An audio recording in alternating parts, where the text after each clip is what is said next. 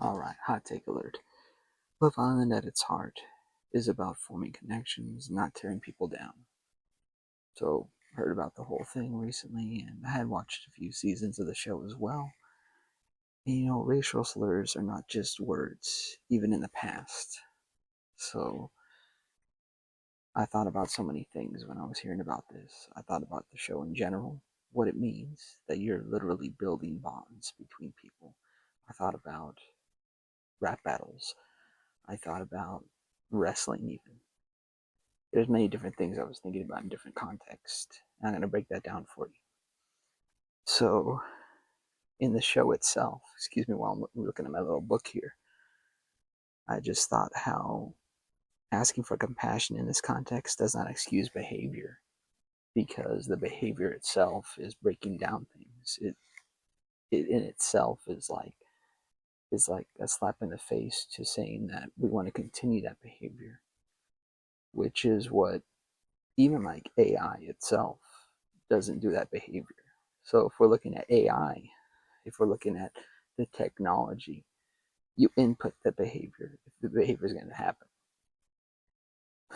True sense of it, you know, violence can happen if the violent weapons don't do anything.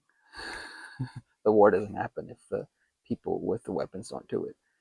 Same context with the racial slurs. They don't happen unless the racial slurs aren't done or said. Same context there. So even just doing them upon yourself, it still hurts in and of itself right there. And yeah, that's what I was thinking of. So with the main people that were involved in this, I believe it was Sierra. Sorry, just one second.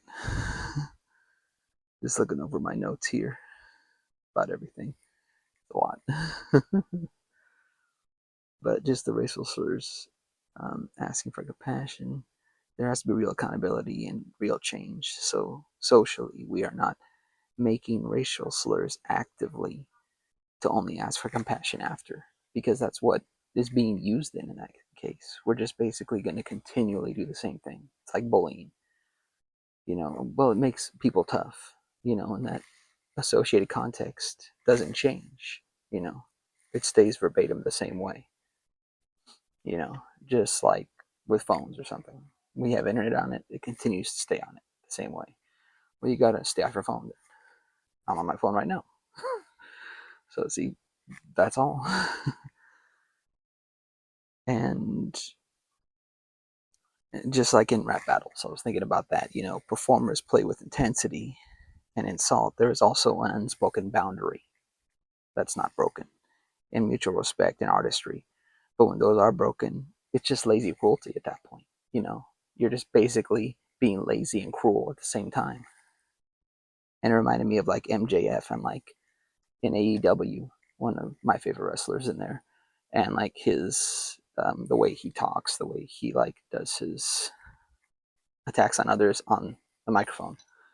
When he like talks to others, he'll grab the low hanging fruit as like what's been said, and like basically grab at anything in the personal life and use as an attack. Now, that doesn't mean that it hasn't been talked about or spoken about, but see, that's the difference. That's been talked about and spoken about beforehand. In this case and scenario, you're basically saying that, well, you know your race, so get used to it, kind of thing. It's like, no, I don't have to get used to it. Just because I know my race doesn't mean you attack it. And I think that's what it's come down to, is that, well, you know you're external, so you got to get used to that. That's not it.